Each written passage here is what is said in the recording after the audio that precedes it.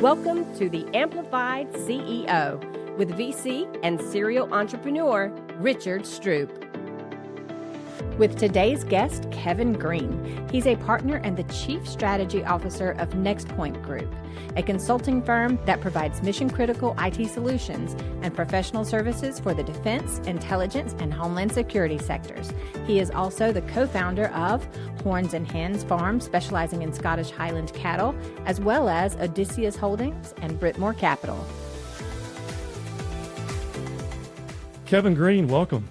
Thank you very much. Yeah. Thanks for having me. Well, thank you for taking the time to travel down from Northern Virginia here to beautiful Surf City, North Carolina. Yeah, it was a good drive, about 6 hours, but no bad weather. Yeah, we actually had some rain yesterday. I was worried that you might. Yeah, I think we got lucky. We must have missed that. What is it? You said about 6 hours? Yeah, about 6 hours. Yeah. No tickets or cops, right? No. Thankfully, no tickets or cops. Unfortunately, I got one on Sunday coming down. First time in like 5 years, but it happens. Yeah, sure. Well, I brought you down here. So I mean, I've known you from up north, in Northern Virginia. How long have we known each other? It's at least I think 18, 20 years. I think right? so. 2005, 2006. It's probably been a solid 20 years. Yeah. Yeah, It's been a long time. Yeah. Yeah, and we both enjoyed each other's journey and Yeah, for sure. building and selling companies and supporting each other in the community. It's fun, right? It is. It's exhilarating. That's a good way to put it. Yeah. You never know what you're going to get. Like Forrest Gump. Right. Some days are better than others. Yeah, 100%. But what brought me down here? So my family started to vacation here in 2003, and as a kid, my family always went to Carolina Beach, so we were very familiar with Wilmington, Carolina Beach. Like my grandparents owned a second row beach house they bought in the 70s. I mean, it was one of these two level duplex, and it's very small, but it was interesting because it really brought the family together. Yeah. So I was familiar with Wilmington. Spent a lot of summers here between playing Little League baseball in Wilmington and Carolina Beach. And it was rough, back in the 80s. I had a rough little time at Carolina Beach. But I enjoyed it, It's where you get out there and ride your bike and get in some fights or whatever. But, sure. It is what it is. Yeah, just being a kid, right? Yeah. When I started TRS early, I wanted to buy a beach house because, like, some of the bucket list things you want to do. And Carolina Beach was out of my price point. And so was the Outer Banks. And we found a little pocket here, Jacksonville, Surf City. I'm like, oh, what's this place? It's kind of like in between Wilmington and Jacksonville. And, I had some really good reviews. And so we took a gamble and came down and had a vacation, and we enjoyed it. Started to really get into the community and learning about the restaurants and the food. And right. The price point really was what kind of like motivated us. So we bought our first house, second row house, and vacationed there, for a couple years. And then there was a oceanfront house that was for sale. And it was a stretch. Like I had to dump all my Oracle stock and right, sure. liquidate, some other things to even put a down payment. That's good to get stretchy, right? It is, because you're betting on the future, right? Yeah, for sure. So we bought an oceanfront house and then sold the second row house, and we held that one for 14 years. Okay. Yeah. And then we ended up buying another house. But then during that time, that's when I started doing little ventures here and bought Loggerhead Inn, and then eventually built Saltwater. Yeah. Well, I tell you, Saltwater, which I really appreciate, it's really nice. Yeah, you like it? Yeah, it's awesome. Yeah. It's great. I love the little downstairs area, the pool area. The rooms are really nice. Well, the concept must have been a fun project. Well, I wouldn't say fun. Educational for sure. Okay, all right. Learned through a lot of failures. Sure. Now, was that a ground up, or was there something existing? No, it was ground up. Oh, wow. Yeah. Okay. All right. I'm going to take you to kind of like the back channel this afternoon. Okay. But the first one we bought was Loggerhead.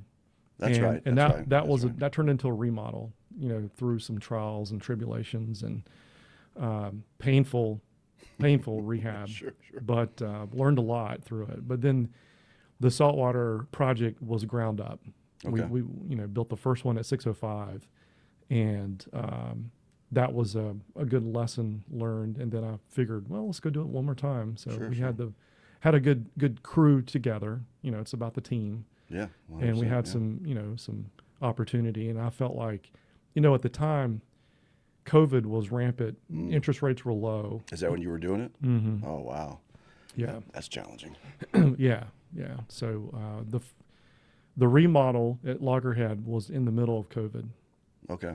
And, that's when I decided to take those lessons learned and go out and build this other one. Because, you learn through trials and failure, Sure. and you know what works and what doesn't work. Right. So we built a product that didn't exist on the island for short-term stays, Okay. which is the kind of the suite model, Yeah. 700 square feet. I mean, it's beautiful. Yeah, sure. And we built one as a concept, and everybody just raved about it. And I'm like, oh my God, we need more of these. So is it something you can rent nightly, or is it like Yeah. Yeah, by the obviously day. weekly too, like normal Yeah. beach rentals, but you could do a nightly rental. Exactly. Oh, okay. Yeah. And that was kind of That's the different. strategy Yeah, for sure. as we're hedging, because you kind of make some assumptions in the future.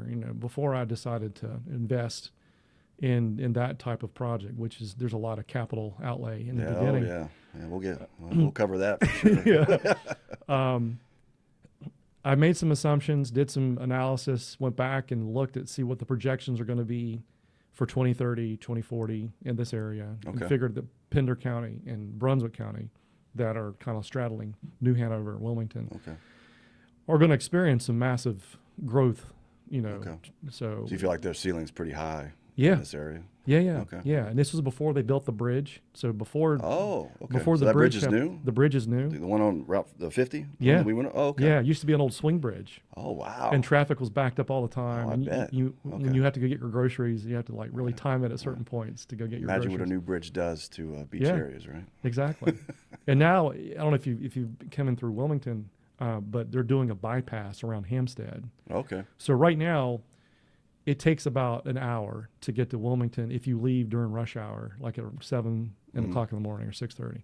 And half of that time is spent just navigating through the traffic lights in Hampstead. Okay. Yeah. But they're going to take care of that with this extension of I-40 around as a bypass of Hampstead, which not only will allow more growth coming through Hampstead, because that's kind of a bed area, suburb of Wilmington, but yeah, you'll be able to get to Wilmington in like 25, 30 minutes. Oh, wow. Yeah. That's a major game changer. Yeah, it is. Yeah, for sure. Yeah, and this area is great. I mean, because you got 20 minutes to Jacksonville North and 30 minutes south of Wilmington. I mean, there's just a lot to do here. But Yeah. yeah, it's been an interesting ride. But Yeah, I we'll bet. see. See how Well, it works continued good luck with your ventures down here. out. 'Cause, Yeah. that's pretty cool. I mean, Now, you guys vacation in Outer Banks. yeah. I mean, when we go to the beach, when we do get to vacation, Yeah, right. farming it makes that a little tough. But yeah, the Outer Banks is the preferred beach for us with our family, over the years and stuff. Is Hatteras? We went to Hatteras because we had a family friend and their families, and we would go with them.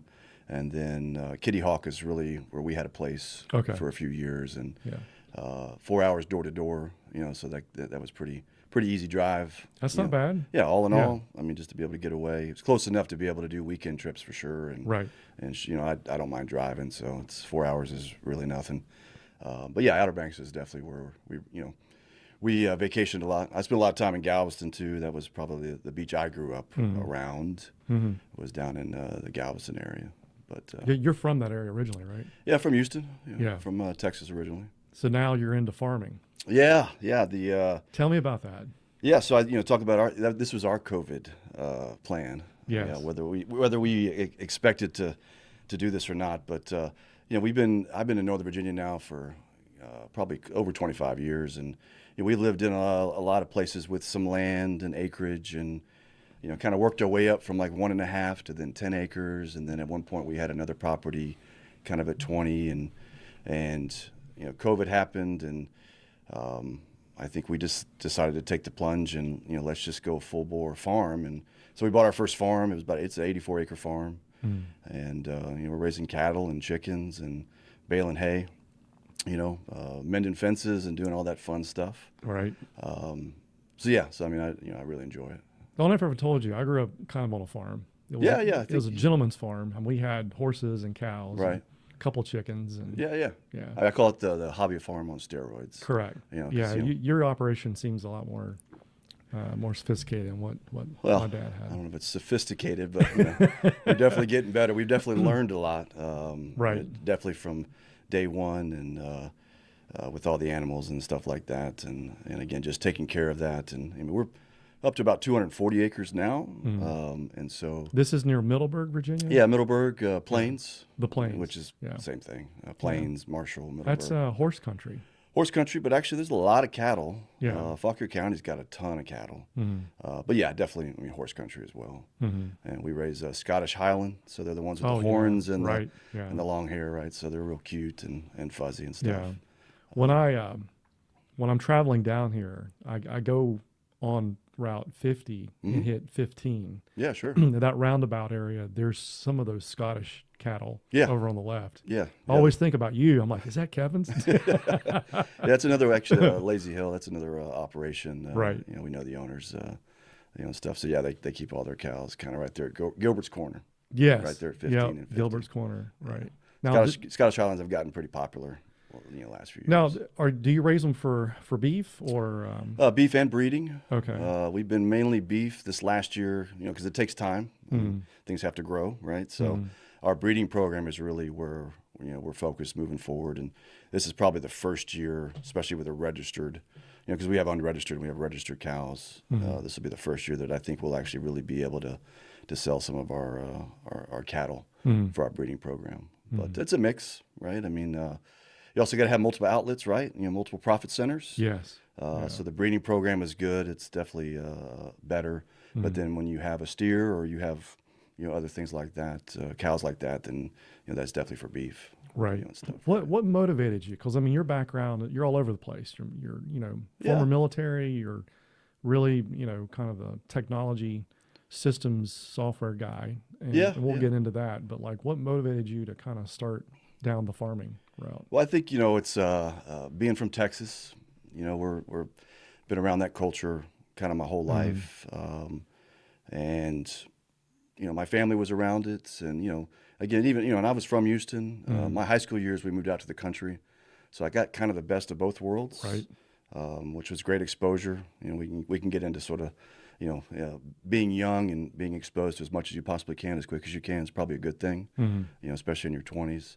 And so I think just being around that, loving that culture.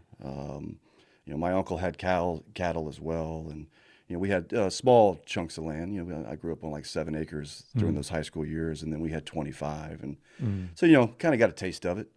And I think just growing up, my mom always told me if you have land, you have options. Right. And that always kind of stuck with me. And so there's something said about self-sufficiency, independence. And so, having that sort of life, and again, the hobby farm on steroids is, we're trying to be as self-sufficient, that we can be. How big is your operation? I mean, do you have employees that help you kind of run the we have a farm manager, and then my wife busts her butt 7 days a week. She runs the farm. Yeah, she's right over there. she's looking at you. Yeah, she is the absolute boss lady on that farm. Right. But we do have a farm manager that's full time. But I mean, it's really just the two of them on a day-to-day basis. I try to pitch in when I can during the week, and obviously the weekends. We all work pretty hard on the weekends. Right. And then our 2 boys and my mom actually live on the property. We've got kind of the family compound, right, which is always a dream of mine. They're on the property as well, and they pitch in. We try not to be too. Especially with the boys, they're in their 20s. I mean, they're living their lives, so we try not to push our dreams or too much onto them. But they pitch in all the time and help out. So yeah, I'm sure it's a family affair. Yeah, I'm sure they enjoy that, right? Yeah. I mean, some days they're still young, right? Getting up at 4:30, go feed the cows. We had actually one incident. This is probably a time they didn't enjoy it. A few years ago, we square baled one of our back pastures, and we had 2,700 square bales to pick up and put up in the barn. Yeah, I can tell you they weren't too happy with us, right? Especially at 2 a.m. And even my parents were there too. And I think it's the first time I've ever heard my dad say, hey, "You're killing your help, son. You probably need to shut it down." So they probably weren't too crazy about that night. Right, right. I used to bale hay. In high school. and I think I was paid a quarter a bale, Yeah, sure. which was pretty good back then. Yeah, yeah. And but I enjoyed it. It's hot. I mean, you get itchy, obviously, Oh, sure. but it's good work. Yeah, yeah. You're out in the field. Yeah, no, I mean, it's good. I mean, I think farming in this day and age is definitely probably overly romanticized, if I had to say, with the Yellowstones and a lot of the shows that are out there. I mean, there's definitely a romantic part of it, and again, it's either in your core and in your soul type thing. But I mean, there's definitely Right. plenty of days that just plain suck. Yeah. I have a friend who's so- from Texas. His name is Greg Barron. And he is like you, owns multiple businesses. I think his background is like architecture. Like Okay. he helps build large commercial buildings, like hospitals and things like that. And he had a cattle business. And I remember several years ago, and I kind of had this little desire, like, oh, maybe I should get some cows. I'm done working with people. Maybe I should go work with cows. They don't talk back. But I called him, and he had like 250 head of Okay. cow, and he's near Fort Worth. Yeah, sure, sure. And he basically said, "Don't do it." He's like, "Trust me, don't do Yeah. it." He said, "You'll be wasting all your time, and you won't be making any money unless you like yourself, like you really enjoy it." Yeah, yeah, Yeah. yeah. I mean, it's a passion project. I think the scale that you have to be at today. And again, Yeah. I'm not an expert by any means in the farming business, right? Right. But the scale that I think you have to really achieve Yeah. is just Now, is tough. the goal to kind of offer kind of like a polyface farms, kind of like one of those organic where you can kind of come pick your beef and Yeah, I mean, we have a farm store Yeah. on the property too. Okay. And again, it's all grass fed, grass finished. So I mean, we don't put chemicals in our field. I mean, again, we're trying to do it as organically and clean as possible. We have a closed farm, so as far as animals, everything is grown. That's why we bale hay, right? So we feed our cows the hay that comes off our property, just from an environmental standpoint, just to keep Right. things nice and clean, especially with the chickens and things like that. But then we have the farm store, and so we sell out of the farm store, and we have other locals, kind of like think of it as like a farmer's market, but without charging people like booth costs. So we got a lot of folks that come over and bring their stuff, sell it in the store, and again, hopefully, if they're buying that, then they'll buy some of our eggs and they'll buy some of our beef, and it's kind of a win-win. Well, I guess with the egg prices, it's kind of been interesting times for you. Yeah, for sure. I mean, prices have definitely. I mean, everything's up. Right. Like, period. Unfortunately. Yeah. Right. And I think with that though too. I mean, my wife's been really, really focused. Because we do produce too. We have an orchard, so we sell fresh fruit. Wow. And then whatever we don't sell, we make preserves. Right. So I mean, again, just kind of working through the process there, and we try to keep everything as really. I mean, it's pretty low cost. How many hours a week do you manage just the farm business right now? Well, she probably. Yeah. She's probably doing 80 hours a week. Wow. Yeah.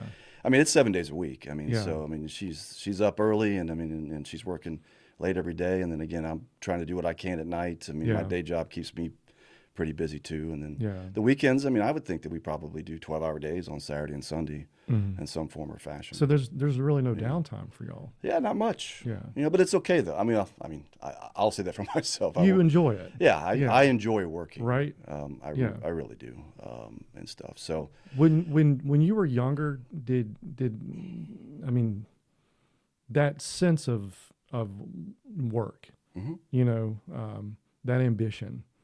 Was it your father or somebody in your family that kind of spurred you to kind of create this mindset where? Well, I think I kind of, it's funny you asked that, right? Because I feel like there's a lot of realizations that as a grown man, I think back and, I'm not sure I knew things then, but like as I look back now and I'm like, And I think I grew up in a very entrepreneurial family, and I don't think I realized that till really kind of later in life.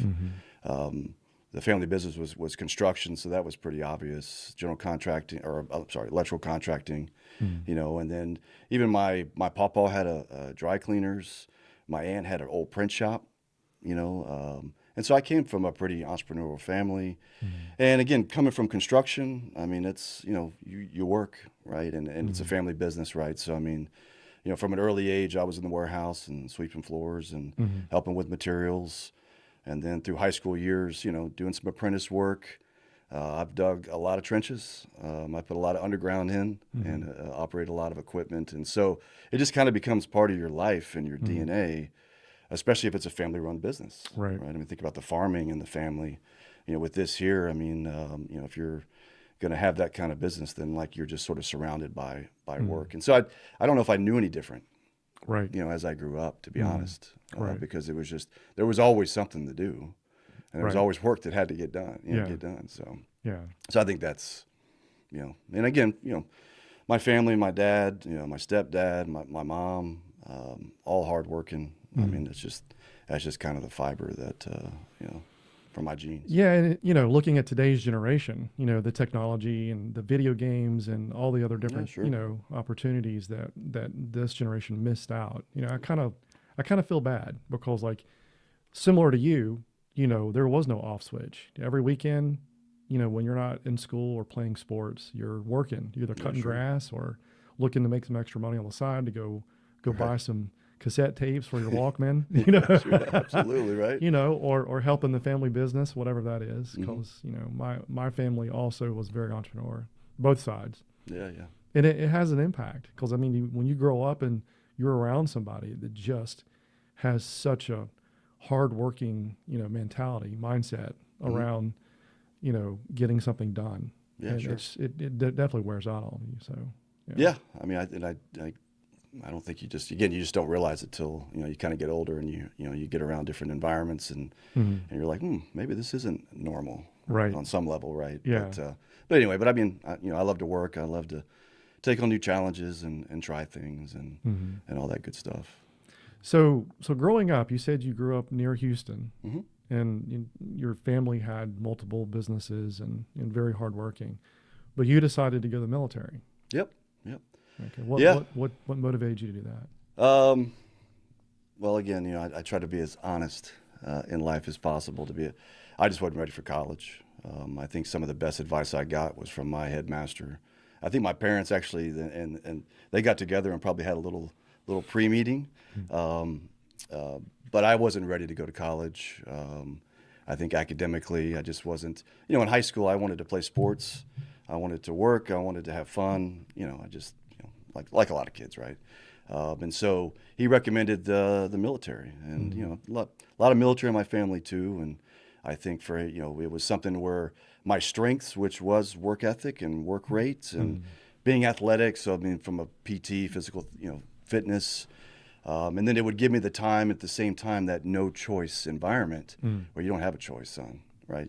You're in the military, right? So I think that ended up being the right decision for me on many levels because it allowed me to kind of mature academically and kind of mature and understand that, like, just because you can work hard here, you still got to do this part too. And Right. And again, I think, at early age, I think I understood it, but like when the military, what really shaped me is that there's a lot of things you're going to do in your life that you just don't want to do, and you just got to do them. Right. Right. And so, that's a hard lesson, I think, for a lot of kids. So I mean, I went to the military after high school. The Navy. Yeah, went to the Navy. Was a crypto tech, in the Navy as well.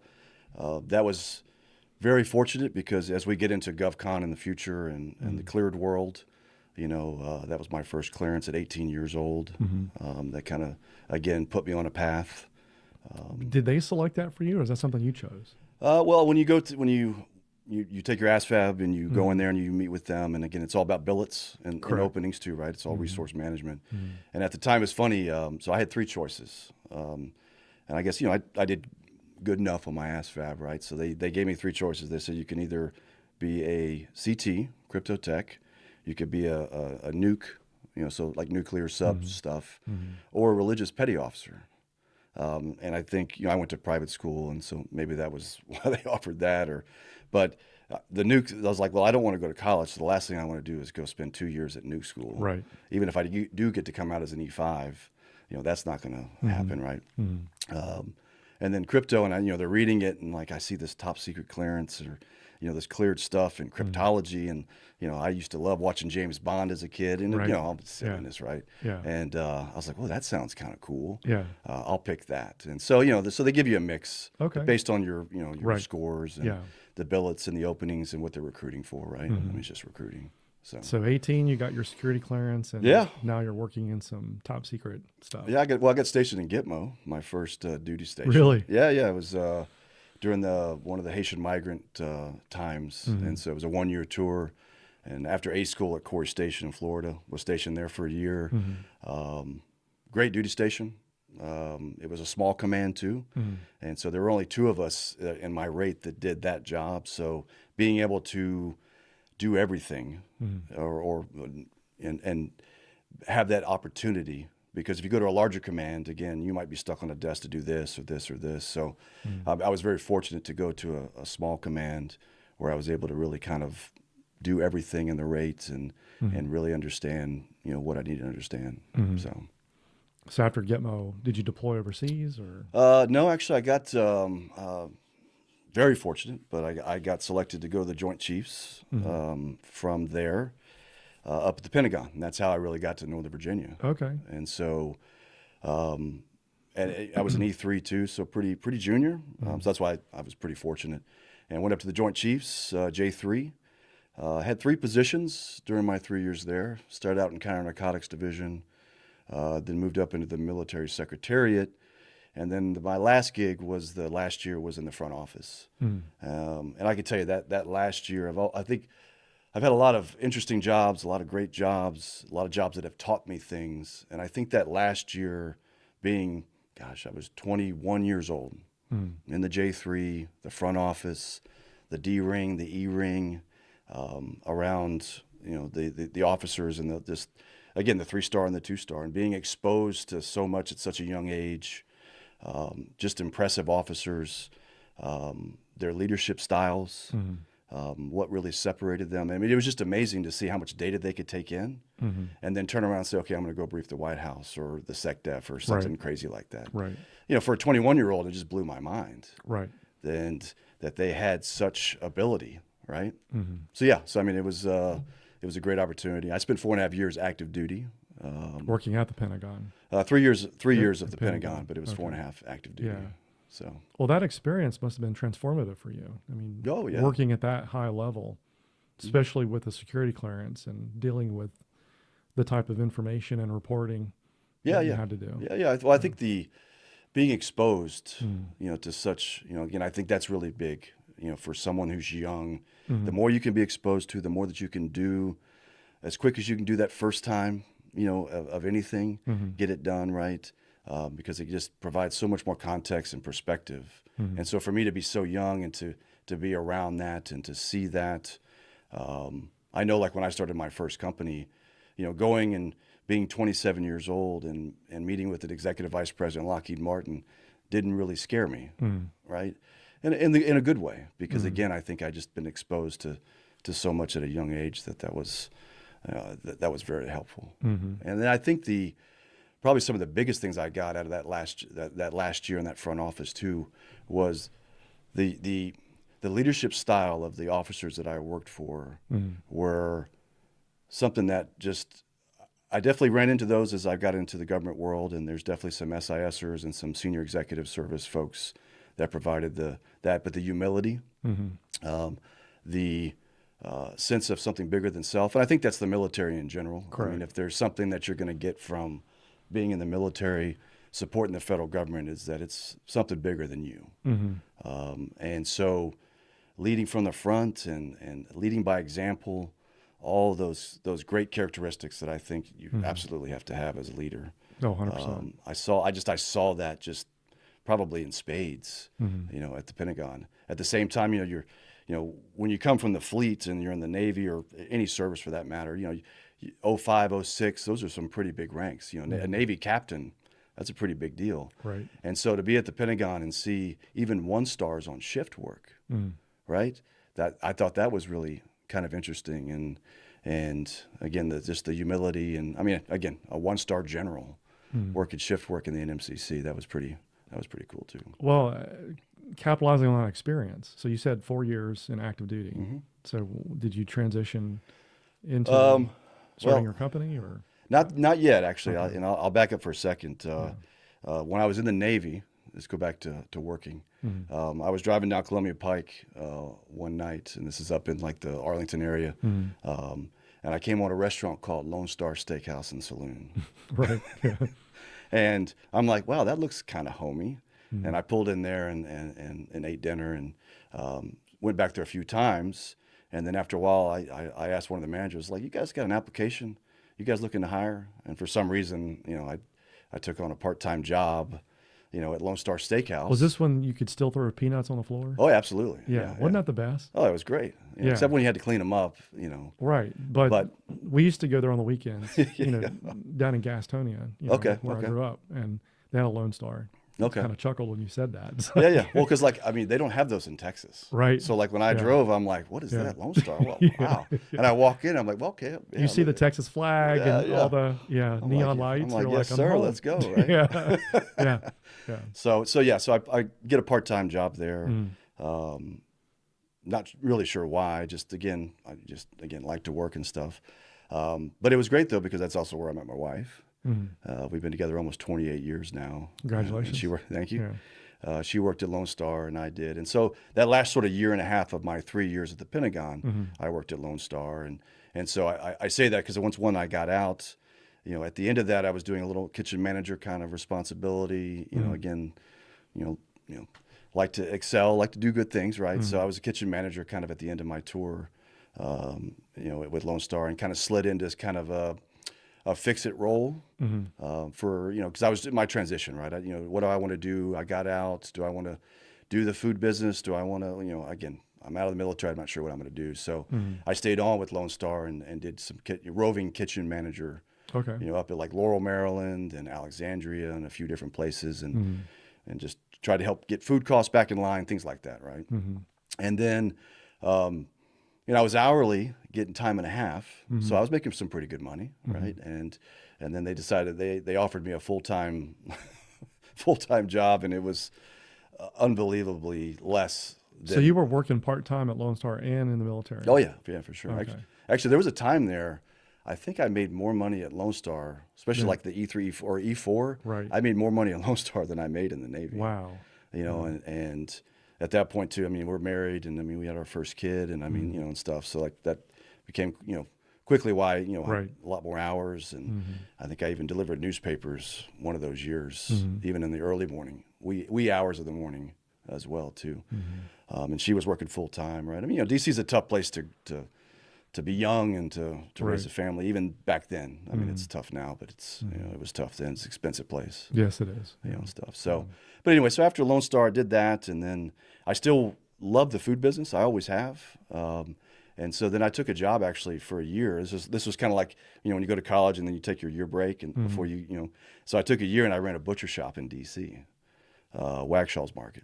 Wow. And a great job. I love cutting meat.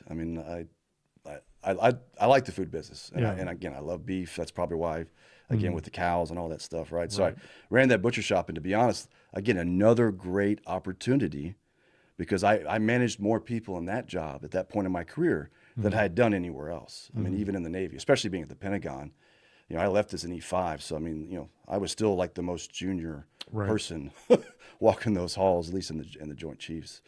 And so working at the butcher shop, I managed, from high school all the way up to, much older and much older than me. And again, now I'm 23 years old and, doing a couple million out the front door, a couple million out the back door, wholesale, right? So a decent size, operation. Hardest interview I ever had in my career was Wagshall's Market. The owners were both prior Marine Corps. I think both were Vietnam. Tough guys. Right. And so I think it was a 3-hour interview. I don't think it was definitely, the hardest interview I've ever had. I think it's because I was so young. And to be honest, if I wasn't prior military, I'm not really sure they would have hired me. The GM of their butcher shop, it was a small family business. It was kind of the heart and soul. It was just from a purchasing and just how they operated the business. And so it was just very instrumental, like to their delis. They had a few delis. They had some stuff at AU, things like that. And so I think it was just a big responsibility, and they just weren't sure. Right. They're like, should we really hire this 23-year-old to be the GM? So, but it was a tough interview. I was able to convince them to give me a shot, and so I was there for a year. I actually worked for a guy also. His name's Greg Priest, and he was another great guy, because up until then, everybody that I'd worked for, or again, the military, my pretty strict upbringing, construction had been pretty very tough. We're going to get it done. I mean, just that kind of hardcore, right? And so I worked for Greg, and what I really appreciate, because Greg was definitely high standards. He was tough as nails too, but he could still have a little fun. Mm-hmm. And so it was a nice change and exposure to a different leadership style of, hey, we can really work hard, but we can have some fun too. Mm-hmm. And I don't think I'd really seen that, from anyone yet too. And so even though, I wasn't there for years, didn't work for him for years, it was just 1 year, but he was pretty influential, I think, in my growth, in my 20s. Right. So, and then after that's when I decided to go ahead and, leverage my clearance, get into the consulting business, went to work for Raytheon, and started down that path. Well, it's an interesting path that you chose, because you were making some strides and doing really well in the Pentagon, in the cleared world. And you decided to kind of pivot and go into the private sector in the restaurant business, and it seems like the meat packaging and things like that. And then you decided to pivot back into the government. Were you burned out at the time? Like, I just needed a change of pace, and to be honest, I think I think the ceiling issues of what I saw in the food business. Okay. I think I just I wanted to a little bit more, and I wanted to aspire to some. Right. I think also too, to be honest, I don't have a college degree, and so when I was leaving the butcher shop, I was thinking about some restaurant groups and companies, and to be honest, being a district manager, regional manager, again, trying to continue to progress up the ladder, my paper against someone else's paper wasn't going to fly. Right. And so I quickly realized probably some ceiling issues, both in just career, financial. Right. I saw a higher ceiling on the government contracting side. Again, both in opportunity and financial. Again, young family. I mean, we have our, we got responsibilities. Correct. Got to provide all that kind of stuff. Right, So right.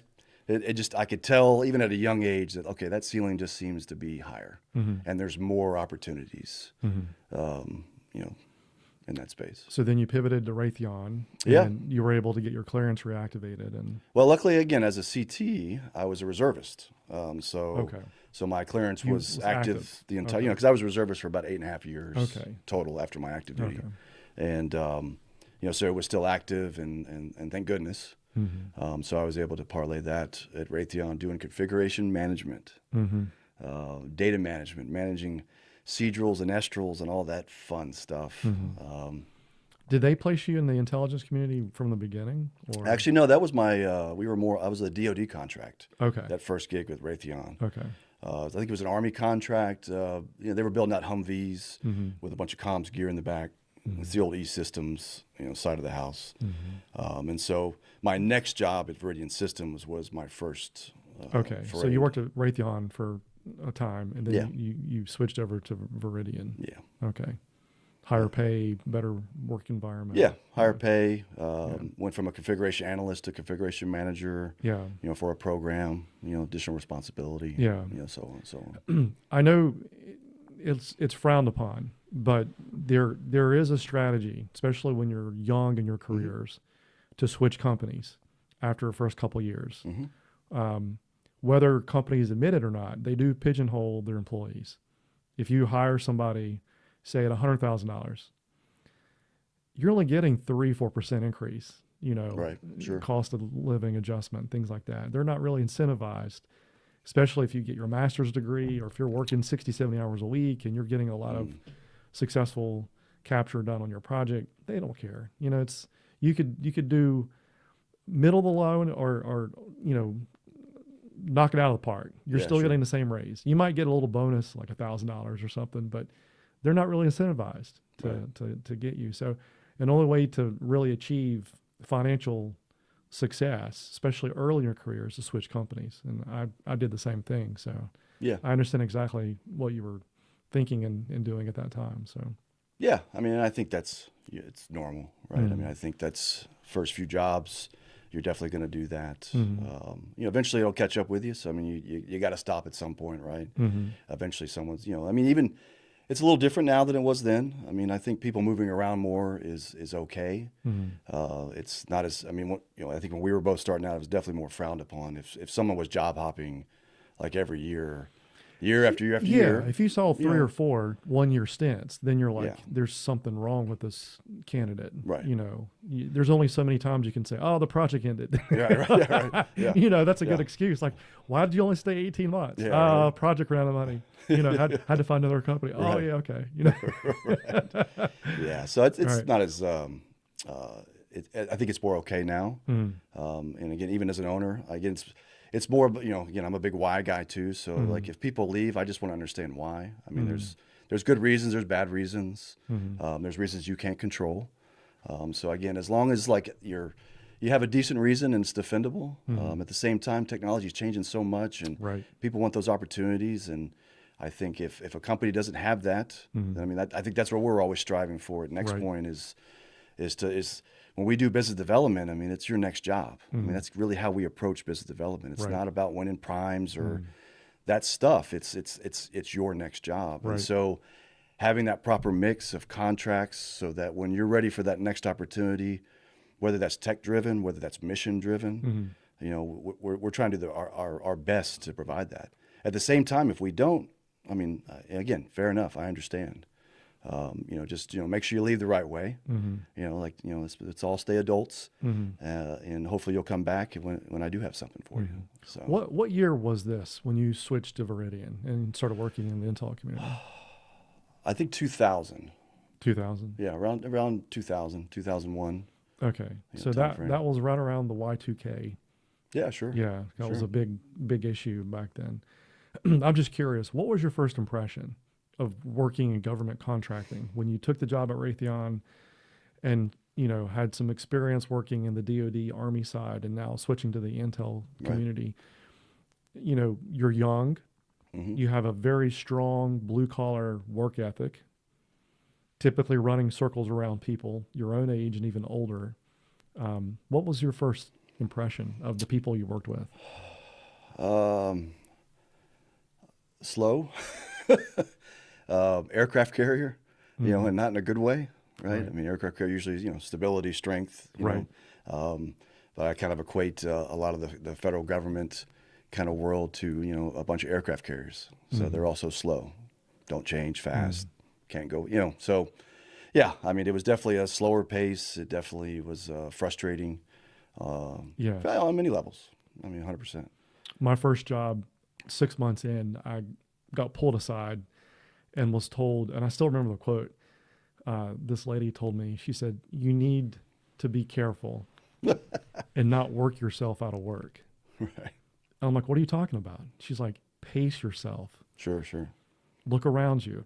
It's like, kind of accept your environment and Right. work under these conditions. And I understood what this person was telling me at the time, but then I also said, F that. No, Yeah, sure. that's not who I am. Right. Similar to you. Yeah. We were raised a certain way and we operate a certain way. And, we have passion and we have our own sense of pride in how we work. And, we want to do a good job. We want to get recognized.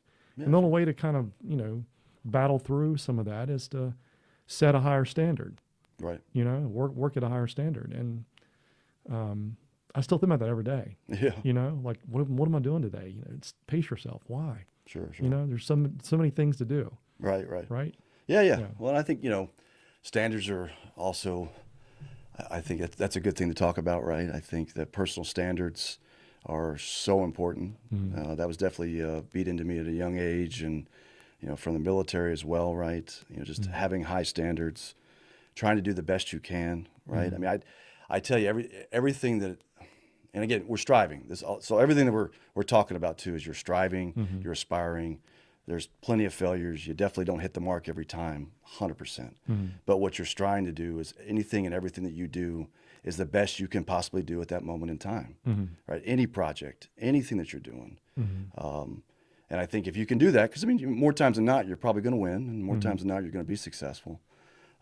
But you definitely have to have high standards. Right. And I think the personal standard, like the standard for Richard Stroupe, right? I mean, that your personal standards, no one should have a higher standard for Richard Stroupe than Richard Stroupe, Mm-hmm. right? Mm-hmm. And so I think that's extremely important. And at NextPoint, I mean, from that perspective, the government's not our standard. General Dynamics is not our standard, right? Our prime partners, the standard is NextPoint Group. Is that's what we're striving for in our culture, and it's not. Well, they think they're good enough, so it's good enough. I mean, I think that's a slippery slope, and I think that's something you want to always be careful for. Right. So you're just pushing for high standards, and again, just doing the best you can. Right. Right. Yeah. I mean, be better tomorrow than you are today. Exactly. I mean, it's yeah. that part's So- not rocket science. Right. You know. So how long were you at Viridian before you started your company? It was about 3 years total. Okay. I also did a little time at Harris Okay. Corporation too. So this was still early 2000s. Yeah. Okay. I mean, it was about 3 years. And to be honest, I got to the end of that 3-year mark, and again, I think the entrepreneur bug was really starting to kind of hit me a little bit, and I'd been there around long enough where it's like, I'm not sure this business is that hard. Right. It's, have a good rate, have it be more than what you have to pay someone, pay them the best benefits you possibly can. This is the typical 100% health. I know you're very familiar with The Intel fringe Yeah. benefit Fringe, packages. overhead, G&A. Yeah. Right. Yeah. And I was fortunate to be in a contracting environment too, where you didn't have to go out and spend a lot of BMP dollars on winning proposals. If you were on a certain contract or certain enterprise contract, it had openings every week, and if you had a good person, you could submit your person, and so it was kind of a built-in Right. business development. And so after about 3 years, I said, you know what, I think I'm gonna give it a shot, and I'm gonna start my own company because I don't think this is hard, and I think we really kind of wanted to fix everything that we hated about big companies, Yeah. right? I mean, just whether There it was was there was a bias. Yeah. I mean, there still is, kind of like small company versus large company. There's pros and cons to both. but Right.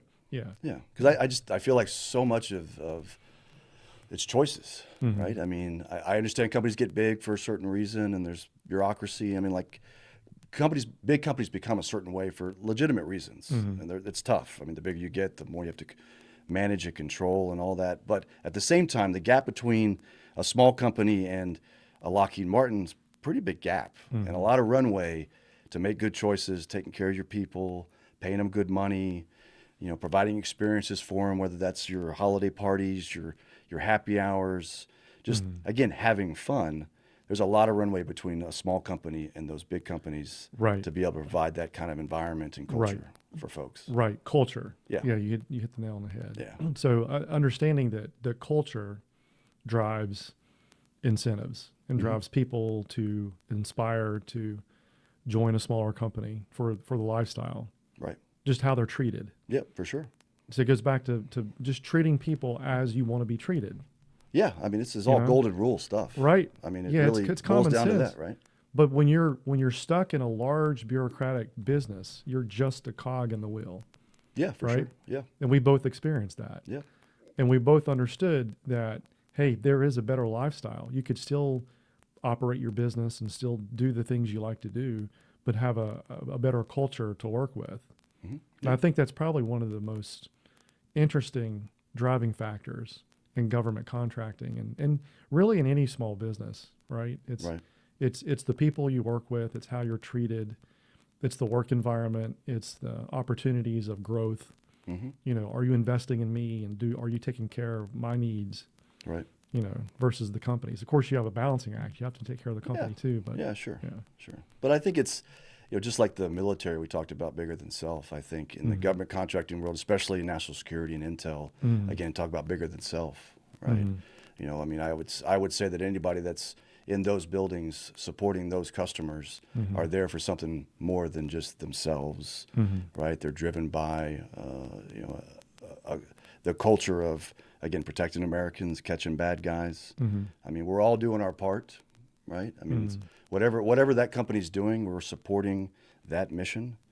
And so I think it just breeds, again, just, not being selfish. It brings a selflessness, servant leadership. It just, that environment just sort of is very conducive to a good culture and taking care of people. Because when you walk in that building, that's right. It's mission first. Yes. I mean, that's why we're there. And when most of your employees work in a skiff, in a remote building, it's not like you have a home office.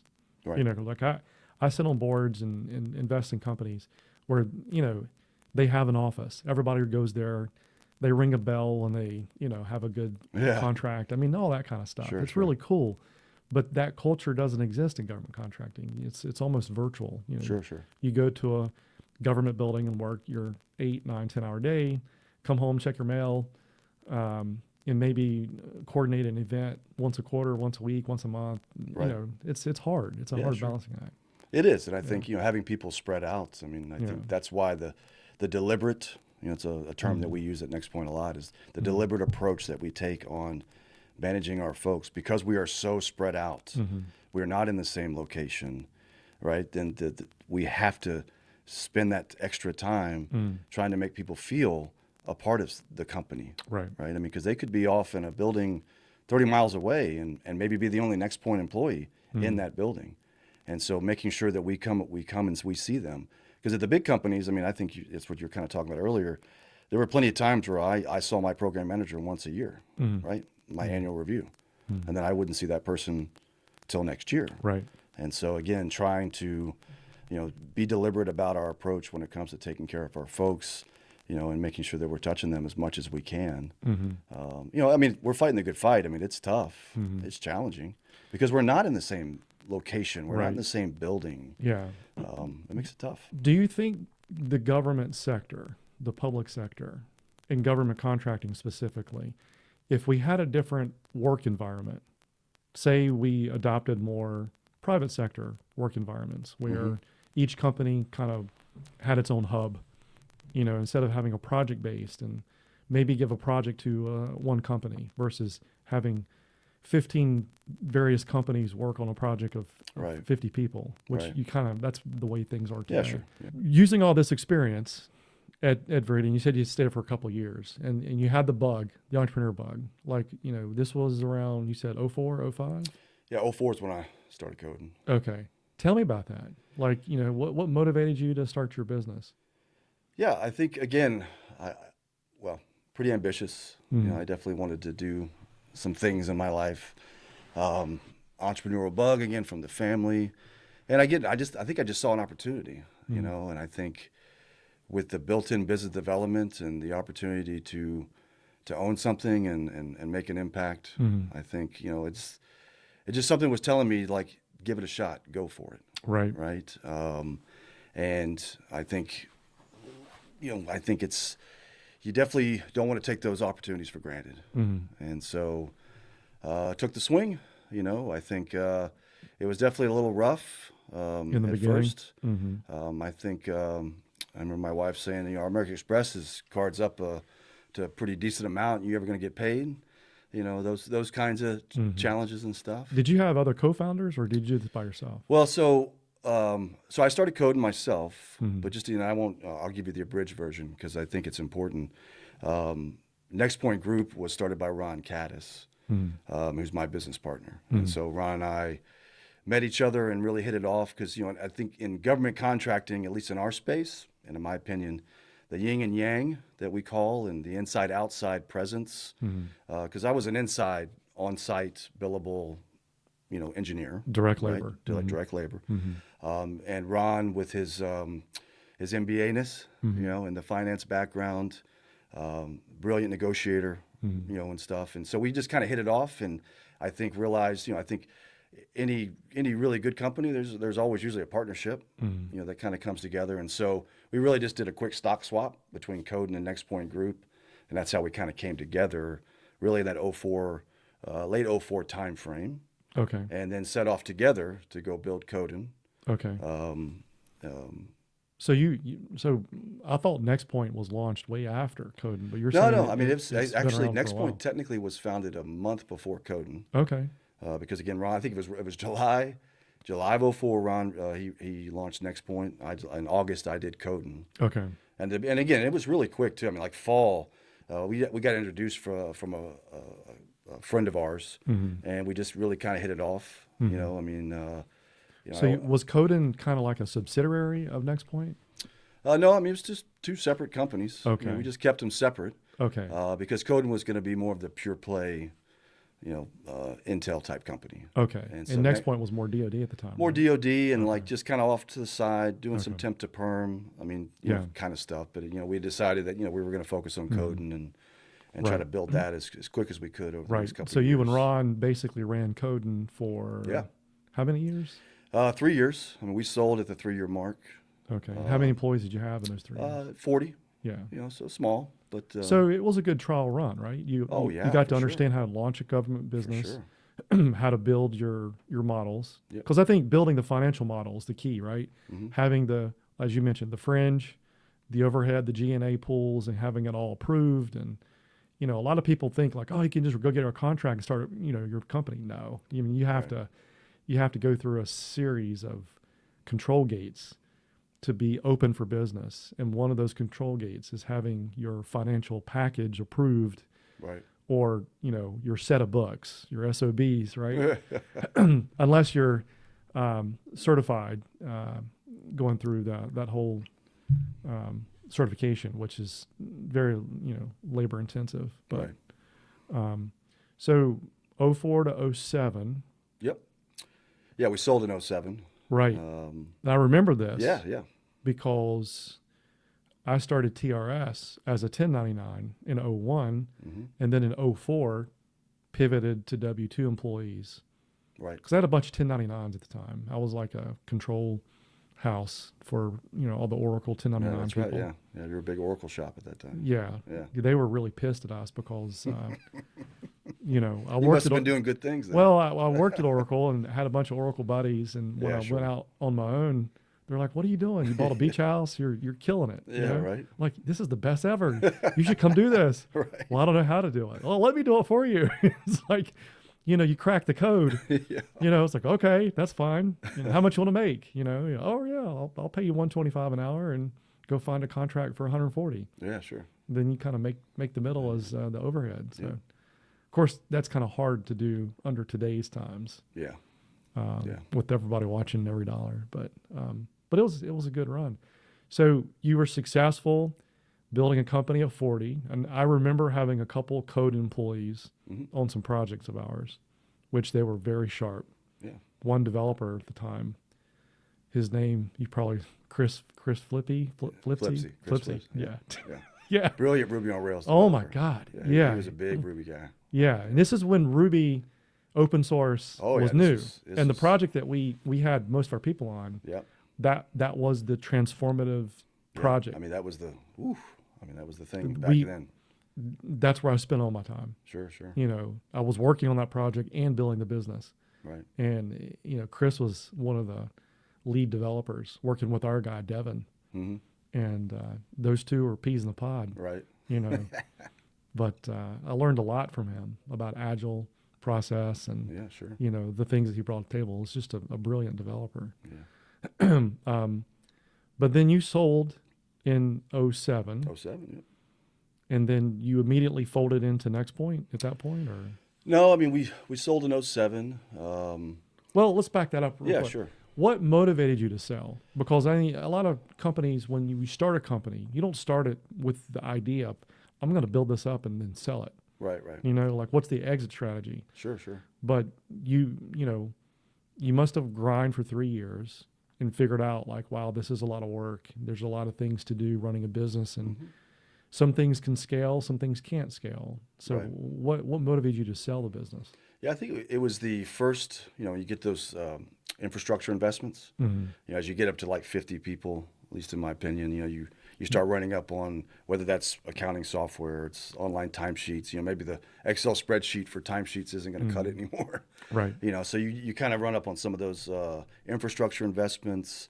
It could be reporting to HR type reportings. It's that first sort of threshold, and at that point, we were just like, do we really want to do that?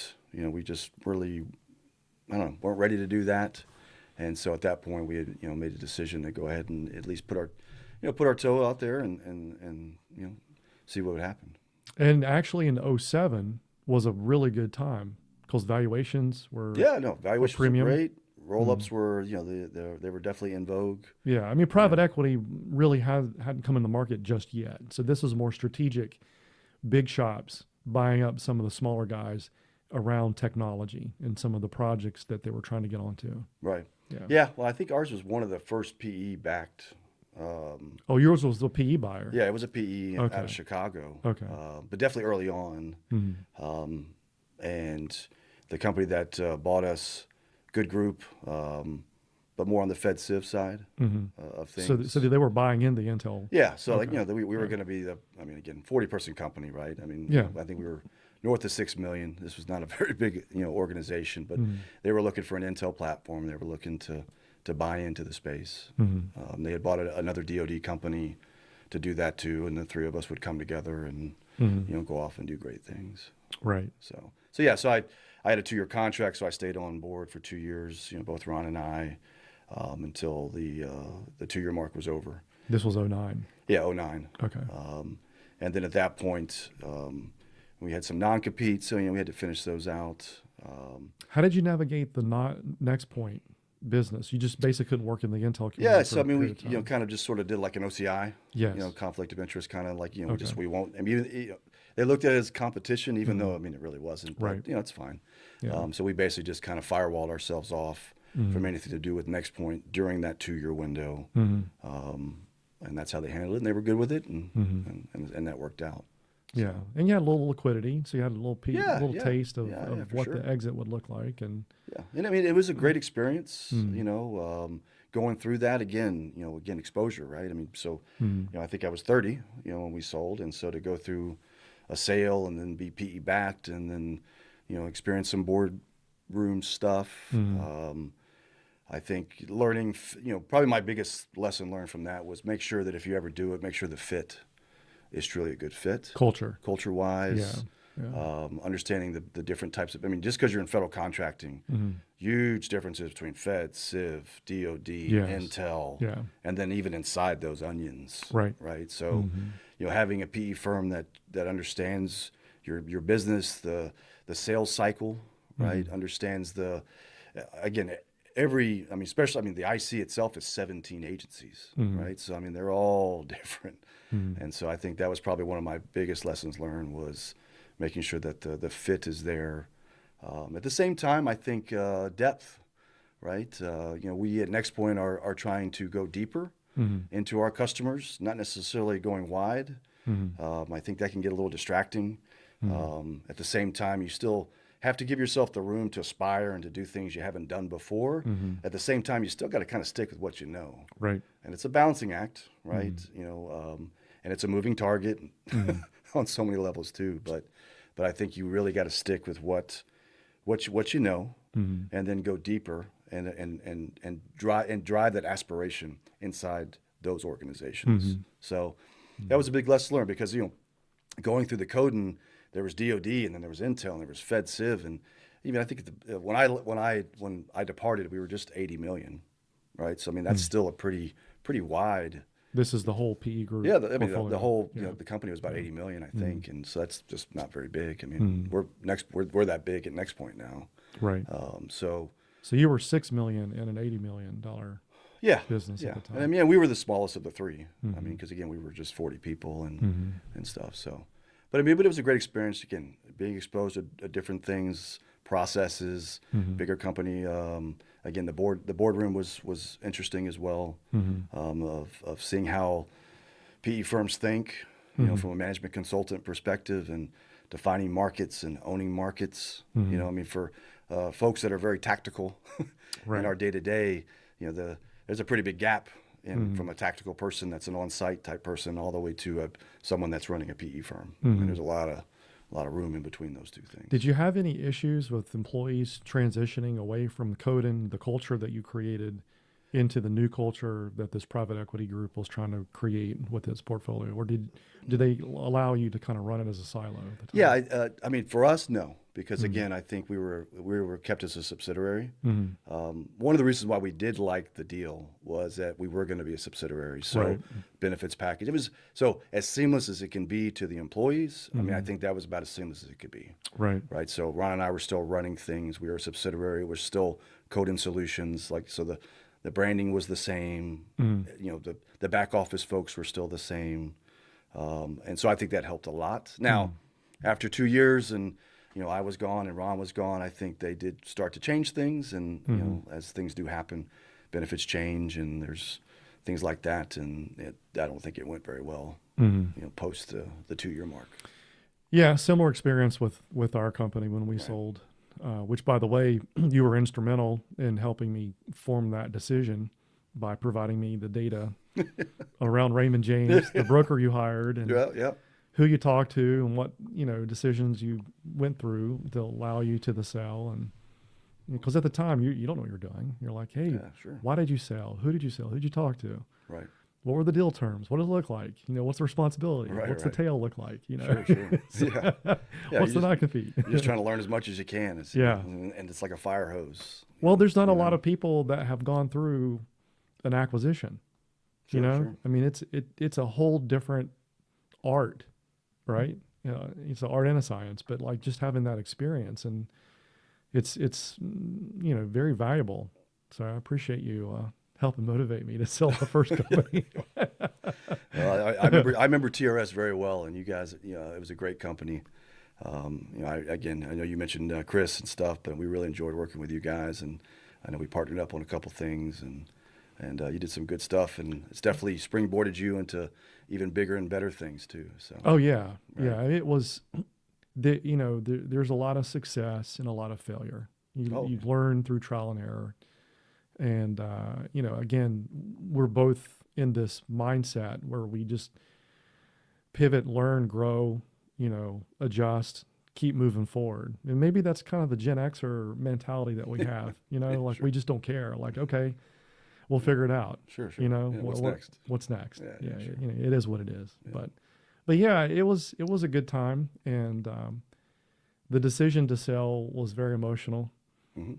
My dad worked with me in the company, so I hired him early on. I think it was in 04, 05, right when we transitioned from a 1099 model to W-2. And we ran that business until 08, and that's when we decided to sell, and we took a deal in 09.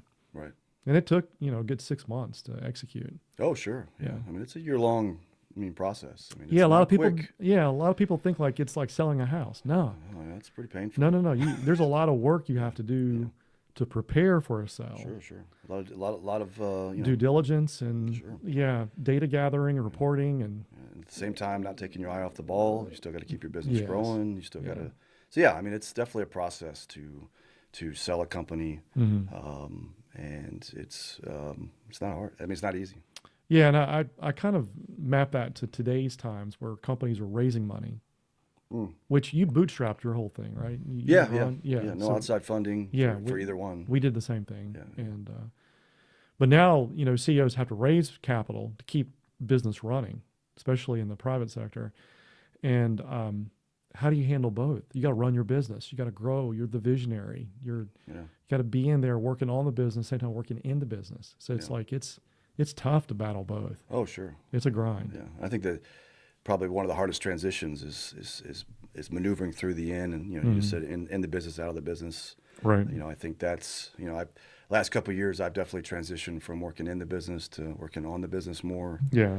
Coming off site, and as we've made some bigger plans to go do bigger things, you need the time, right? I mean, if you're billing 40 hours a week, and then to be able to get back into an office and noodle strategic plans and aspirational plans and do those type of activities. I mean, unless you want to work 120 hours a week, there's just not enough time in the day. Right. And I would tell you, probably one of the hardest things I've done is to stop working in the business because I love it so much, right? You know, just being an on-site engineer, working on a project, solving problems. You're an operator. Yeah. At heart. Yeah, for sure. You know, right? and you like to operate. You like I'm to on be site, in there. I'm in the field, right? Yeah. And so you can't do both. right. You're trying. Yeah, absolutely, right? Yeah, right. You know, and I've always said that you definitely don't want to part-time a startup, and you definitely never want to half-ass anything. And I felt like to give the proper amount of time and effort that the responsibility to that for NextPoint, for where we were, I needed to come off site and to really start thinking about those things and focus on those things, right? I mean, filling gaps. You know, we definitely had plenty of gaps, and we definitely, you know, whether that was IP, whether that was strategic hires, all those things. Because again, these are just, you know, these are good problems to have. Right. They're growth problems. Right. And so if we want to continue to grow and continue to do things, you know, taking the time, you know, to be able to do that was critical. But it was hard. I mean, I probably had 2 or 3 false starts of coming off site and then getting the itch about 6 months in and be like, oh, I'm going to go back on site. Because it's a big transition. Was it emotional for you to sell Coden? Oh, for sure. Sort of like it was your baby, because you work on it, you know, all the time, and you think about it. And, I mean, your heart and soul. I mean, it's, you know, I don't know if it's good or bad, right? But the identity of an entrepreneur. I mean, you know, your entire identity gets wrapped up into these companies and these organizations, and you know, it's you know, you hopefully mature. You know, I remember when I lost my first person, I took it so personal. Right. You know, I felt it was a personal slight. You know, and it still hurts. You know, even after 30 years in national security, right? But it's definitely easier on some level because again, it's not personal. Right. But again, just the feeling you have. Well, it's hard. You care. Right? Yeah, it's hard. It's hard not to take it personal. Yeah. Because when you care about something or somebody, and that feeling isn't reciprocal, or it's not reciprocated, you take it personal. Like, you know, why? You know, what did I do? Right. You know, so when an employee leaves your company and joins a competitor, you know, you get really upset, and you're like, wait a minute, you know. What do they have that I don't have? You know, like, were you not happy? Were you not paid well? Did you not have the right benefits? Was it the culture? Did I do something to make you mad? Sure. You know, and they're like, no, it's a different project. I wanted to change, you know, so it's kind of hard to kind of take yourself out of that mindset and just kind of understand it's part of the model. Like, it's part of life, you know. Yeah, sure. I mean, people come and go, right? Yeah. I mean, seasonal. Yeah. And again, you just hope they leave the right way. I mean, even at NextPoint, we have tons, we call them boomerangers, right? I mean, yeah, they leave and come back. They leave and come back, and I think that says a lot too. You know, so as long as people keep coming back, because we're not always going to have the right opportunity for somebody, or someone's going to get a program manager position. And again, you know, we only have one prime contract. You know, not to get in the weeds of that, but if someone has an opportunity and we can't match it, then I mean, good for you. You know, go for it. I mean, just hopefully, you know, when I call you a year from now, you know, answer the phone, and hopefully I can get you back in, you know, kind of thing, right? So, you know, you want people to continue to strive to, and I think making decisions for the right reasons for the people. I mean, whether that's training, that's kind of going back to like fixing things I hate about big companies, right? I mean, if somebody wants training, if somebody wants to make themselves better, then do everything you possibly can to help them, whether they're with NextPoint or not. Right. Who cares? Right. Right. I mean, again, at the end of the day, you've got to be doing the things you're supposed to be doing. You need to do good things. I mean, like, again, going back to the golden rule, I mean, like, at our core, right, we need to do that for our folks. And again, and if you're doing that, I think it'll come back around. Right. And I think you'll create win-wins. Right. I mean, because I also don't know what the alternative is, right? If you're not doing what you're supposed to be doing and you're not doing good things, then how can you expect something good to happen to you, right? So, you know, I try to keep it somewhat simple like that too, just in my day-to-day and kind of my life of just, again, who I am and just from a core perspective. Well, it's your background and how you were raised too. So. I think so. Yeah. You know, and I think, you know, it's the other thing about NextPoint that I love too is our leadership team, right? I you know, we don't brag on ourselves very often, right? But I think if you drew the perfect Venn diagram of a leadership team, right? I think what we have at NextPoint is awesome. Right. Right. I mean, again, starting with the core And again, that's the culture, that's integrity, that's doing things for the right reasons. And again, you draw those circles around and you create a Venn diagram, because we're not all the same, because you can't have that either, right? I mean, you got to have the diversity of thought. You got to have the different ideas that come to the table, but you got to be on the same page when it comes to the culture and it comes to the people, Right. and how we take care of them and why we do what we do. Right.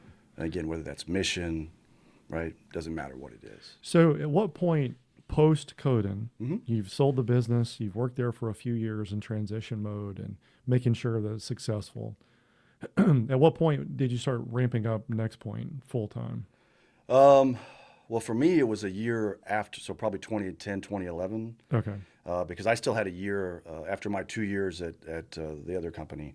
I still had a year non-compete kind of tail. Okay. And so at that point, I actually went back to Texas for a year, started a couple companies down there. This is your electrical company, right? Electrical company. Yeah. And then we had a heavy hauling company too. You still operate those? The electrical company's still operating. Okay. We got my partner down there, Victor. He runs day to day. He's been running the show for a long time. I just try to help out where I can, and So I got my hands full up here. Right? Well, you got your hands full everywhere. Yeah. I mean, it's like this is why you and I get along so well. This is why our minds work in different ways, and you've got multiple, basically multiple companies that you're juggling, almost like a Elon Musk to some degree. But it's That's a whole other level. But it goes no. It just goes back to what you love, who you are as a person, and what you enjoy doing, like the cattle business, like the electrical business in Texas. Having something that can draw you back to that, and doing the government contracting. So it's part of your DNA. It's your blueprint. Yeah. So you're just operating based on what you enjoy, which is great, because one thing I've learned in the last couple of years is that, if you don't have a passion, something that you're really excited to get after every single day, you kind of feel lost. And it goes back to the comment that you made, and I've written about it, on LinkedIn, as far as like your identity. When your identity gets caught up into what you're doing, your business, and somebody asks you, like, what do you do? Nothing. You feel worthless. Like, Sure. No, I do a lot, but I can't really explain it. Well, what do you do? Like, I don't have a company to say, I work here full time. Right. I do this full time. Right. Because I think, we, especially us, we grew up watching our family work blue collar jobs and sweat and toil, and it's just part of life. It's what we're supposed to do. So if you're not running that script, you feel like you're missing something. Yeah, for So sure. it's important to have a mission and have a purpose. Yeah. No, I think purpose is absolutely important, right? I mean, you got to have something that's going to get you up in the morning, that's going to drive you right. You got to be motivated. I mean, I'd also say that, I'm more of a discipline. I think as I've gotten older, I listen to a lot of Jocko Podcasts? Yeah. podcasts and stuff, and he actually has a great sort of breakdown of the difference between motivation and discipline, and a big fan of that, right? Because I mean, motivation's a feeling. I to me, it's almost a little external too, right? Right. Where discipline is internal, and Right. that's purpose. I mean, like, so that's internal stuff. Yes. And I think that's where the true goodness and impact comes from. So you may not feel like getting out of bed, but the discipline makes you get out of bed. Yeah, exactly. And stuff. Yeah. So I think, I equate that also to purpose, and you got to have that, because I think you take that and then the stick-to-itness. I think the one thing I've always loved about you, Richard, is you definitely have the stick-to-itness, right? Because you need that. You've got to have that stubbornness to keep going.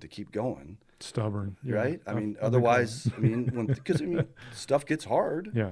Right? Yeah. Or you don't understand something. Well, I mean, you got to keep reading until you figure it out. So, again, having that stick-to-itness and that stubbornness, I think, is very important. What's it called? The honey badger mentality? Honey badger doesn't care. It just keeps going. Yeah. I haven't met an entrepreneur who wasn't probably stubborn on some level. Right. And well, there's a bit of resilience and grit you have to create and manifest over time. And I say always grinding. It's kind of something I always say. And, and I think be gritty, always grinding. I mean, I know some of the stuff's gotten real cliche-ish. And stuff, but cliches become a cliche because they're probably usually baked in truth. Right. And stuff. So, do you operate with a chip on your shoulder, all the time? Okay, not as much as I used to. Let's talk about that for a second. Sure. Because I think that's another common element that we share. Sure. And it kind of goes back, like early times. And some people don't really understand how that works. Yep. So what was driving you this whole time? Like what was the chip? And I think again, I'll be as frank and honest as I usually am, right, Richard? I think I grew up. I went to a private school in Houston. I was very fortunate. My grandmother worked there for 30 years. Very influential in my life too, my granny. And I went there because of her. So call it a scholarship. And again, kind of blue collar, still middle class, type thing. But I definitely grew up, around a lot of folks that were very affluent and very well off. And I always had this feeling of just not good enough, not measuring up to the doctor's son or the lawyer's son or, things like that. And I just always felt that, and again, I think on some level, it could also just be self-induced. You almost kind of have to trick yourself sometimes, right? But I just always felt like I was just never good enough, and I wasn't at that level. And so I wanted to prove people wrong, right? I always felt like, I think actually my senior year when they did my senior roast, there was a little backhanded compliment of like, in 20 years, Kevin's going to be the janitor at the school, kind of thing, right? And that came off probably a little too hard, right? But there was a little bit of, again, that backhanded kind of compliment there, because there was a lot of goodness that they said too. But I think, that perception and all that type of thing. Again, Kevin's just a blue collar guy. If you need someone to come help do something in the yard, call Kevin. But so I always just felt like I always had something to prove. And I wanted to prove people wrong. Yeah. Similar experience. Yeah. Yeah. When somebody tells you at an early age, you're not going to amount to much, or you're not going to be successful. You'll never hit the goals that you think you're going to hit. All it does is just piss us off. It's like, you know what? I'm gonna not only I'm gonna prove to you that I'm gonna hit that mark, but I'm gonna go 3 steps further, right, and make sure that it's clear that you mess with the wrong person, right. Yeah. And just to be clear too, I don't know if as I think back, I don't think anyone ever really told me that or really said those kinds of things. There was nothing really kind of crappy like that.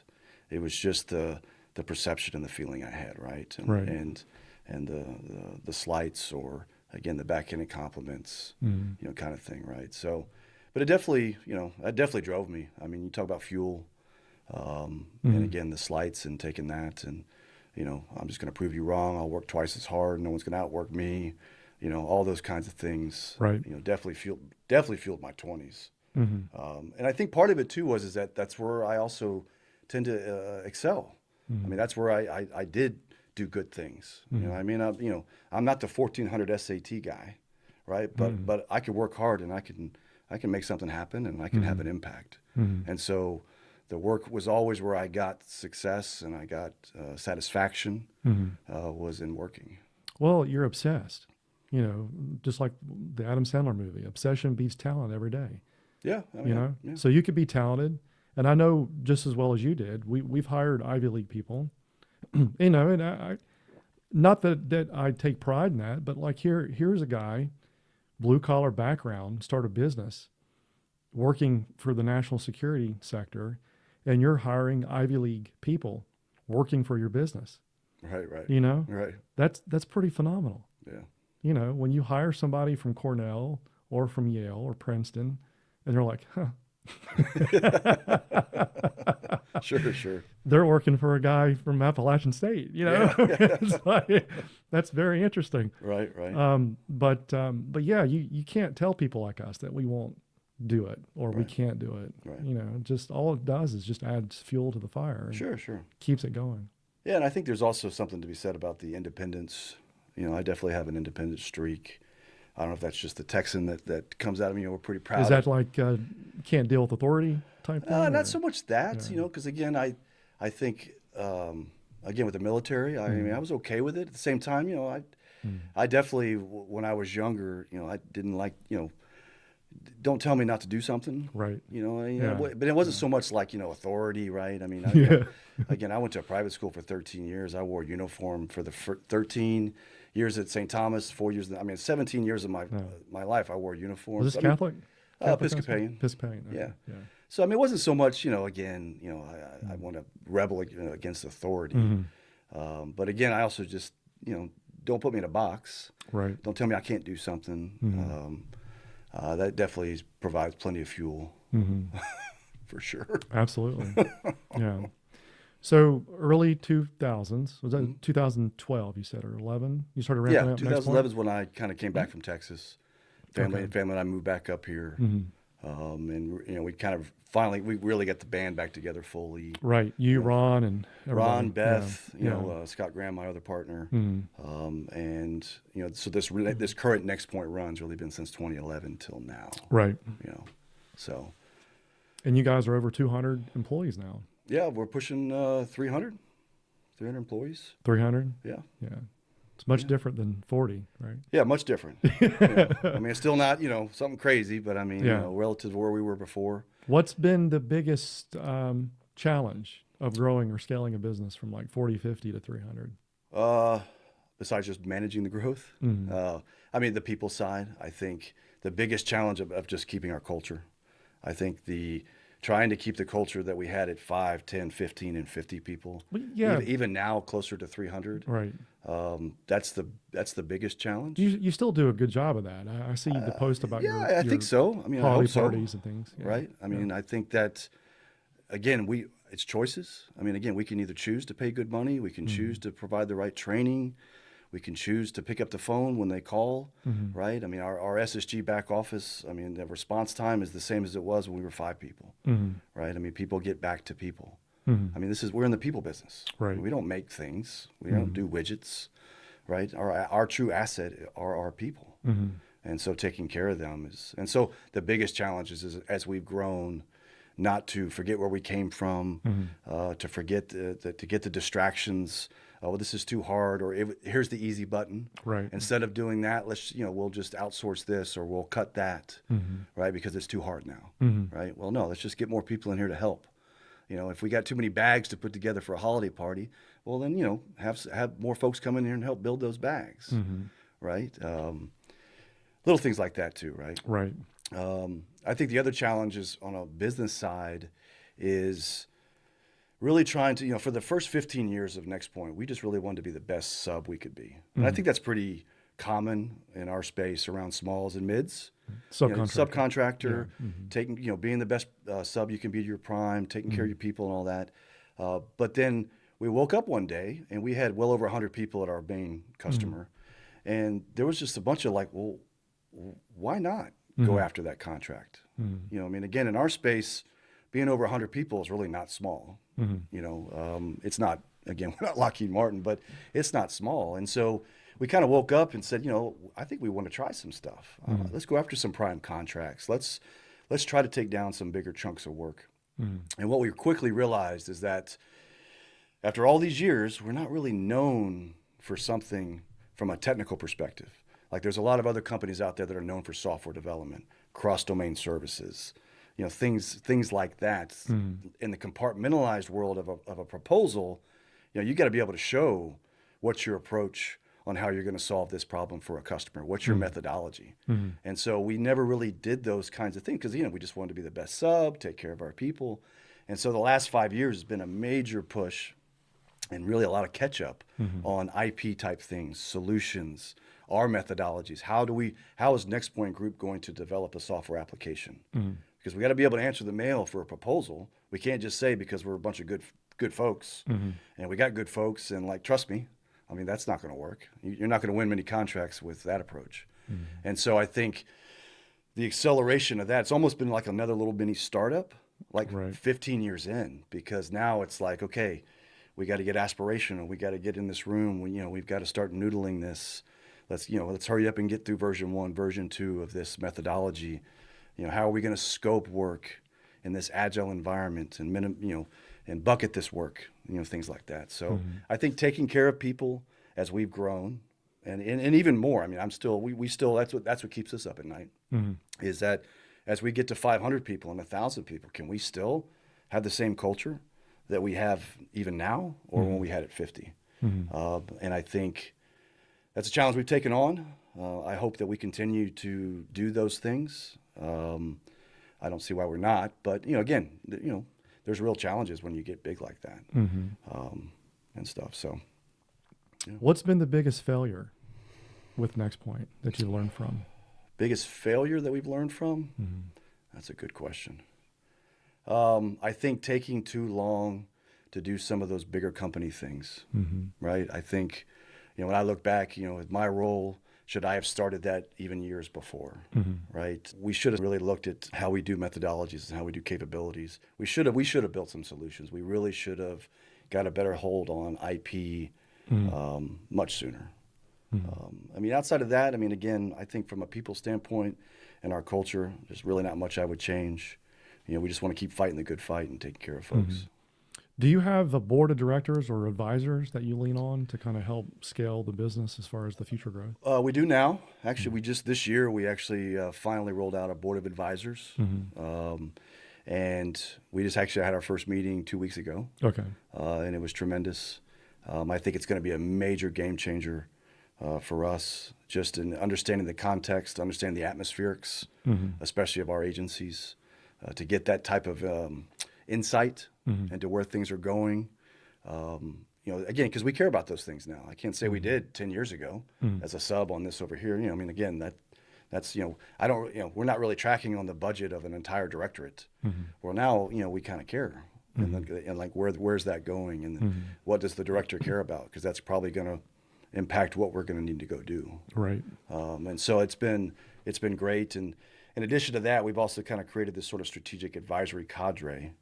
That's maybe a step, not a step below, but again, a larger cadre of consultants that are formers that can really help inform us. Because like for us at NextPoint, that user experience, and UX, UI, and UX gets talked about a lot. And I think, in our space, there's a lot of companies that do a good job of that. But for us, that's really critical, right? We have a lot of brilliant developers and engineers at NextPoint, but the user experience, because that's where you get to the problem. Right? Nothing gets me more fired up than when I go to a meeting and the customer's like, "Here are my requirements," and I'm like, "Whoa, chief, let's back up. Let's talk about the problem first." Because a lot of times the answer isn't even tech. It's a policy issue. It's a training issue, and it's maybe that's bad for business as a tech company, right? But again, let's talk about problems. And then we'll get to requirements, and then we'll get to solutions. So I think having these cadre of officers that are former SIS officers across different directorates, again, getting that perspective, because again, whether you're in support or you're in innovation or you're in operations, all those aspects are very different. Those are different cultures in of themselves, and having that understanding, so then when we go build an application, let's make sure that we're building that application with the analyst in mind. Right. And so we also take a very deliberate approach in who we bring onto our teams now, where we bring those folks on. Actually, one of our programs, we had 2 software tester positions. We actually brought on 2 very senior analysts from the analyst side of the house, both brilliant, didn't know how to do software testing at all, but they'll figure it out. But what they're really there to be is our user experience experts. Right. And so, and again, it's great for them too, because now they've got a higher ceiling for their own career. Now they've moved from the analyst side over to the technical side, higher rates, all that stuff. And so it's a win-win. So, do you have any concerns with current administration's efforts to reduce cost, both the DoD cutbacks and some of the layoffs? Not really. I don't really have any concerns. Because national security is pretty insulated. It is. Yeah. As much as it can be. Right. If I was in FedCiv, I probably would be more worried. But I think in national security, pretty well insulated.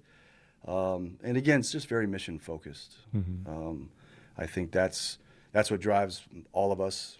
And I think when you walk in those doors, it doesn't really matter what you think and what you feel. At least it shouldn't. Because again, you're coming in to work the mission. And again, whether that's DOD, going back to my Navy days, or the 25 years I've been directly involved in Intel, It's mission first, and there's no time for anything else. Right. Right. I mean, it's Yeah. period. So what's the future plans of NextPoint? Are you guys going to raise capital and start buying other companies through a roll-up strategy, or are you looking for an exit? Like, what's the future look like? Well, I mean, growth for sure. Right now, we're kind of focused on work shares immediately. A couple years ago, we hired Brandon Ginsberg to be our chief growth officer. I think you know Brandon, right? And we had a huge gap in sort of that mature business development kind of understanding experience, the Shipley model, all that type of stuff. And so now with that, and again, this progression and again, driving towards our new plan, negotiating large chunks of work share, again, 20, 30, 40, 50 FTE type sizes, and then looking to go prime more and more work is definitely our immediate future. Again, I've as the chief strategy officer, I definitely have some very, very deliberate and very focused areas that I would want us to work in and be a part of. If that makes sense, that makes sense. But I think for us, we have one prime. We need to get to the proverbial 3, because when you go after primes, you need 3 past performances, right? So even then, it's still a strategic plan, but with tactical execution and tactical steps, because you got to chunk it up. I'm a big chunker. We got to do bite-sized chunks, building blocks, lily pads, all that kind of stuff, right? I mean, it's that's just the way my brain works too. Yeah. So yeah. Well, like I said, it's very impressive to see what you've accomplished in your career in multi dimensions and multi industries, but again, it goes back to those building blocks that you learned early on from your family and from life experience and from the military, and how through trial and error you learn to adjust, pivot, move forward, have some success, and then you can kind of pivot in the other areas, which is great. Yeah. Well, and I think there's also something to be said about reading. I think I don't read as much as I used to, mainly because of podcasts. You don't have to, right? Maybe as much as far as content and learning. But I think I am a firm believer in that there is a nugget to be gleaned from any situation, any encounter, any exposure that you can have. I mean, again, good, bad, whether you believe it, you think it or not, there are definitely nuggets that can be learned and pulled from any situation. And again, try to the best of your ability, file those away. Hopefully you remember them when you need to. But I mean, again, you should always be learning, right? I mean, the day I get comfortable is probably the day I need to shut it down. Right? Because I like to be uncomfortable, because again, you're alive. Well, that's where growth happens. I mean, I mean, you can't be complacent and grow. You have to be in a state of uncomfortability and just pushing yourself. And you got to be okay with that, right? And I think that's probably a little bit of a separator, from folks. Some folks are willing to be uncomfortable and some aren't. And again, that's okay too. But So I know personally we've talked about organizing family offices and doing different things because we have interest in different areas, and kind of pivoting back to the farm business. I know that you talked about launching yet another venture with your event center. Yes. So talk about that. Yes. So we talked about the farm and our cattle operation and hay, and there was another property, because one of the things that's also near and dear to my wife and I is to ensure that development doesn't really take over all of Northern Virginia. And so, we definitely have our own little personal crusade to purchase as much land as we can around our farm, put it in proper easement, whether conservation easements, and there's a bunch of those programs out there, to ensure that property doesn't get developed and that it's there, like obviously when we're not here, but for our grandkids. And again, from a generational standpoint.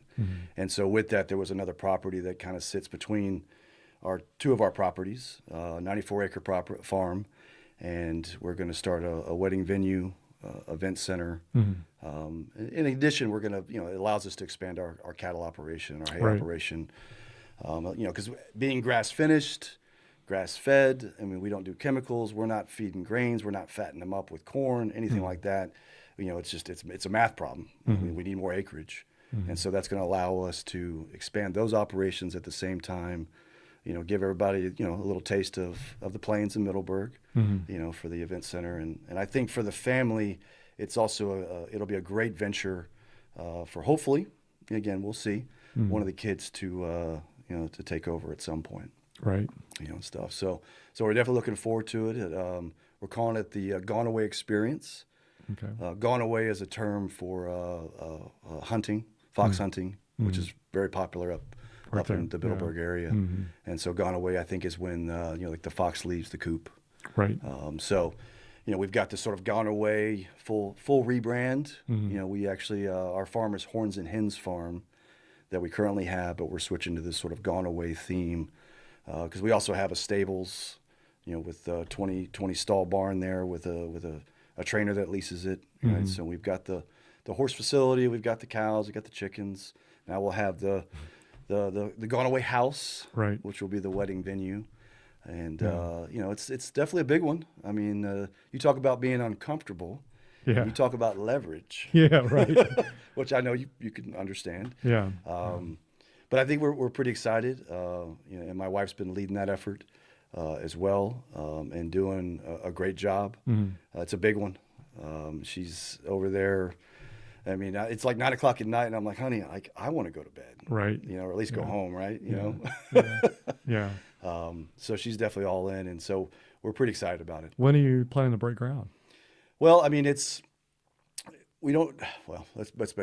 a barn there, and so we've demoed that. And so as far as like building out the interior, probably a couple months to do the reception barn. We've been focused on the main house, which is where, again, the bride would get ready and the groom. And there's been pretty minimal construction because the previous owner did a great job of the house. Right. He was a commercial builder too. And so that'll be ready soon. And there'll be a little Airbnb mix going on with the main house. So like that should be ready, I would think, in the next month. Yeah, that's cool. And then we'll break ground on the reception barn, 5,400 square foot barn. So, good size. We'll do a 300-400 capacity, type barn. But, as you know, that'll take 6 months to a year. We got to do county stuff and permitting and all that. Yeah, it takes a long time. Yeah, inspections. Yeah. That's fun. Yeah, well, I wish you all the luck on that. Yeah. If you need some pointers, let me know. Yeah, I definitely probably will, right? That's definitely been a learning curve, but we're looking forward to it. And it's a beautiful property. It's actually got a granary barn on it from 1915. Yeah. And I think that'll be a great place to take pictures and stuff. So we're definitely looking forward to that. Well, sounds awesome. I can't wait to come out and take a tour of the farm. Gates open all the time. All right, sounds good. Well, thanks again for coming in today. I really appreciate it, making the travel trip down. Thank you. Hope you enjoy the rest of your stay here in Surf City. Yeah, thank you so much. I really appreciate it. You bet. Thanks. Amplified CEO is produced by Topsail Insider. This episode is edited by Nomadic Orca and sponsored by Cape Fear Ventures. For more information about Amplified CEO, Richard Stroupe, or Cape Fear Ventures, please contact Christa at 910-800-0111 or Christa at topsailinsider.com.